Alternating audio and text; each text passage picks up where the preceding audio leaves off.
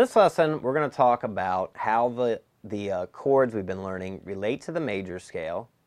We're going to talk about how these chords might be shown in tablature, how they might be represented in chord charts, and also with the Roman numeral system that we've talked about, how you might see these in a piece of music or a chart.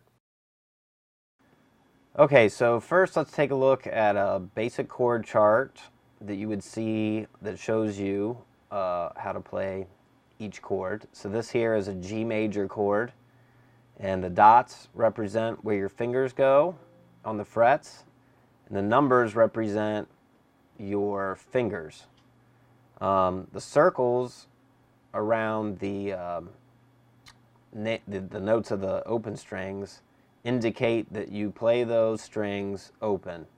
So if, for instance, on this one, the low E, the A, and the high E are not circled, that means that you don't play those, or your fingers are fretting a fret on that string. So this is a G major. You can see that your second finger plays the third fret on the low E string.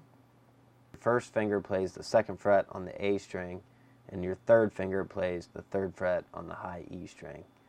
So you would be strumming all the strings on this since you're playing the D, G, and B strings open.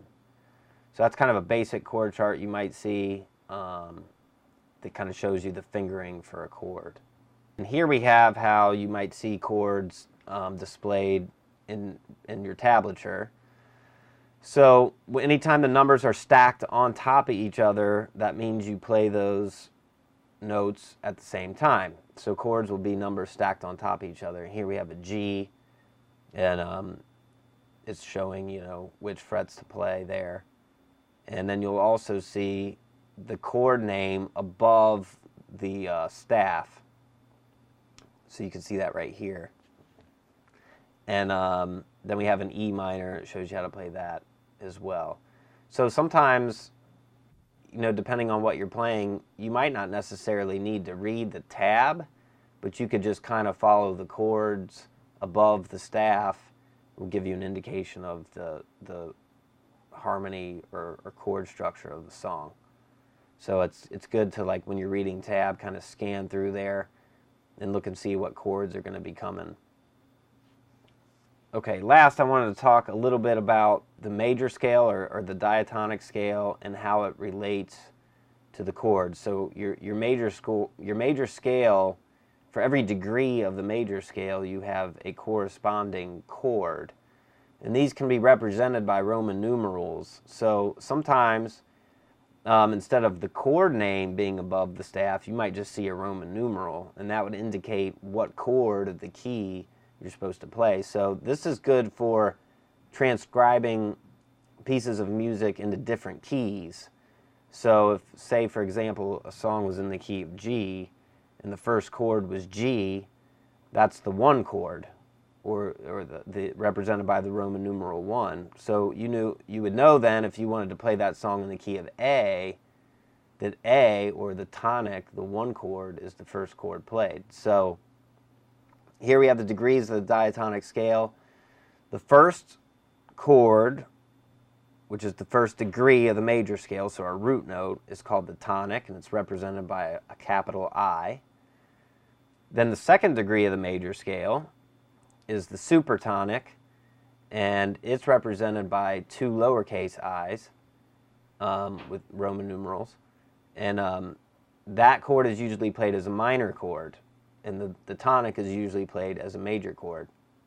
Then you have the third degree, represented by lowercase Roman numeral i's, and that's called the mediant chord, and that's typically played as a minor chord.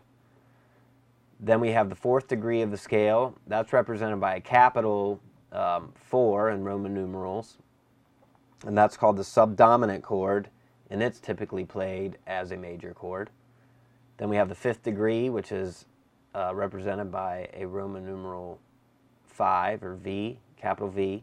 That's the dominant chord, and that's usually played as a major chord. Then we have our lowercase 6, the sixth degree of the major scale, which is the submediant chord. It's usually played as a minor chord. And then we have our 7th degree, which is the leading tone, or the leading chord or degree, and that's usually played as a diminished chord.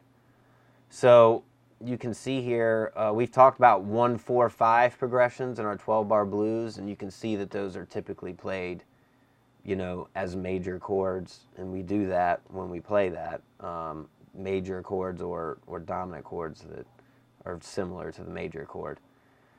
So when I say that they're typically played as major or minor chords or a diminished chord, that means that it's just a basic guideline that if you want to stay exactly within the notes of the key you're in, that those would be the chords that you would play.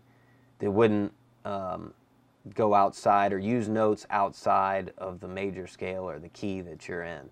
Now these rules can be broken, and they are all the time, but this is a basic guideline. So if you were, you know, wanting to kind of make up a chord progression or write a song, you could use these chords as a guideline and they would all fit well together.